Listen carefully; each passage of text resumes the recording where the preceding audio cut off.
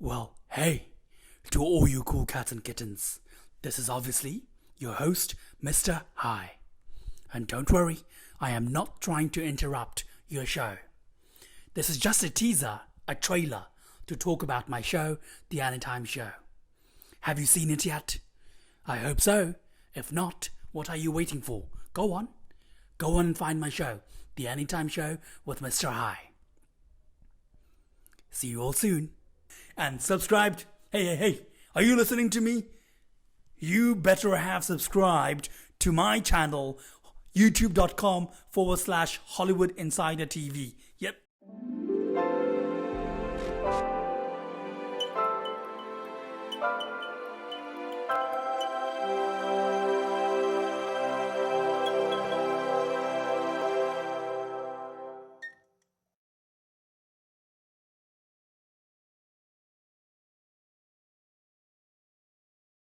Today's episode is titled Robert Redford and Brad Pitt, a compare and contrast study of two legends. This article was written by Merrick Sinclair. Different eras, yet similar roles in the industry. They've got the jaw, the dirty blonde hair, near identical smile, underrated acting chops, and a charm that won over their respective generations, and those afterward. Robert Redford and Brad Pitt have been compared for years, and now it's time to look at what these two icons have in common while being unique in their style and personas.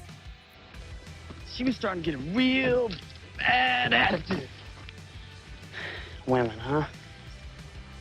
Career trajectories. Redford was as much a rebel off-screen as he was on in his early beginnings. While an athlete and charmer with the ladies, Redford struggled to make things work in the beginning.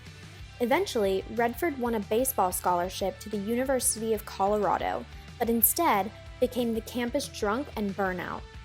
While we don't know if he dropped out or was expelled, he moved to Europe regardless and became an artist. Redford's time overseas changed the way he viewed life by changing his own lifestyles and becoming that of a bohemian. Yeah, I do.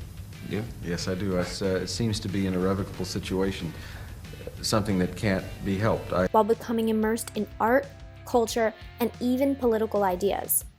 His time with the passionate students overseas made Redford study, and by the time he came back to the States, he was no longer the rebel, but a man in love with high-class living, art, and being more involved with the country in which he came from. Through emotional and tragic loss, Redford became solely invested in acting and eventually broke out with Barefoot in the Park and then in Butch Cassidy and the Sundance Kid, a film that propelled him into superstar status. Redford gained popularity for his looks and golden boy style, so he quickly became picky with roles and focused on showing he was more than that. Not only did Redford show his skills as an actor, but he also got into directing and proved he was one of the best in the business.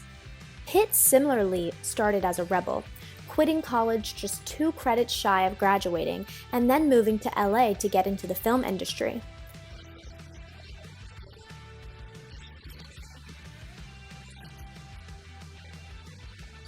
He worked random jobs here and there to get by as he made uncredited appearances on various films and small guest roles on TV shows and soap operas.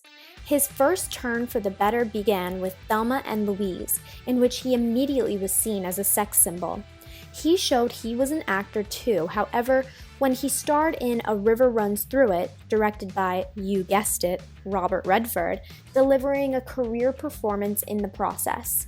Finally, Pitt completed his rise into the A-tier actors pool with Interview with the Vampire. And though the film was a mixed bag, a role Pitt needed, and he never looked back afterwards. My God. Thank you for all I have to learn from. The obvious. Secretly related? Just look at the two, especially now. Redford and Pitt are practically twins, and their similar bad boy personas just add to the strange coincidences that lie between them both. Each fought to shed their good looks in place of great acting, but like to have a good time all the same. They have Oscars on the shelf, But more of the nominations and awards have come through either directing for Redford or producing for Pitt, showing they don't want to say lines on a page, they want to run the show, all the more commanding respect from their peers. Both men used that success and respect to speak on important political stances they held dear, knowing they earned the ears of many around them. Another fun similarity is both have had a film buddy that audiences never got enough of. For Redford, the chemistry and success was with Paul Newman, while Pitt shared an instant connection with George Clooney himself. Newman and Redford only made 2 films together, though they tried desperately to get a third, but it just wasn't meant to be. Get away from me. Why? I want to fight him. They'll kill us. Maybe. You want to die? Do you? And those two were iconic to a degree that the duo are considered one of the best on-screen pairing in history. Butch and Sundance was their first, leading to a second go with The Sting, a film that received numerous Oscar nominations, winning 7 out of 10, including Best Picture. Their legacy was cemented, and the two remained best friends until Newman's sad passing in '08. For Pitt and Clooney, their partnership in the Ocean's trilogy was a sight to behold. Coolness oozed out of the two, and they have stayed in close connection since. Appearing in one more film, Burn After Reading, though they don't really share the screen together. Pitt and Redford then made everyone happy when they starred together in the spy film Spy Game, a movie clearly made for the stars. Seeing what looks like a father-son combo on screen was the icing on the cake.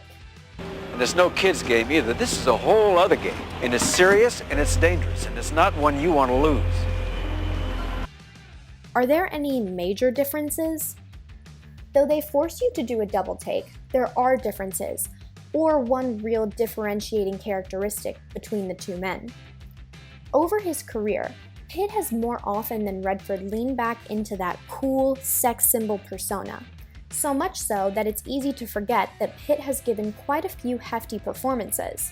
The funny, witty, and quirky action star roles tend to make a bigger impact, making people gush over his charm and love for food in the movie, while Redford always took on more art-centric roles that, even when showing his good looks and charm, had a weight to them no matter what. Pitt makes jokes at award shows. Redford is charming, but he tends to keep that side of himself off the live camera. One went out of his way to shed what could have become a typecast skin. The other is happy to put it on when necessary. But that, my friends, is about the only major difference. You know, besides the fact they're two different human beings, but that's only minor.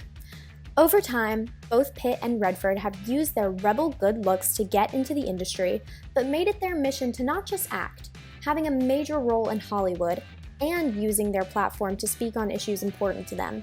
One directs, the other produces, but both are respected and legendary men in Hollywood, taking home multiple Oscars each, and like a fine wine, only get better with age. Thank you. You know, if anybody had told you a year ago that you would have been ... well, I just didn't think I was going to see this.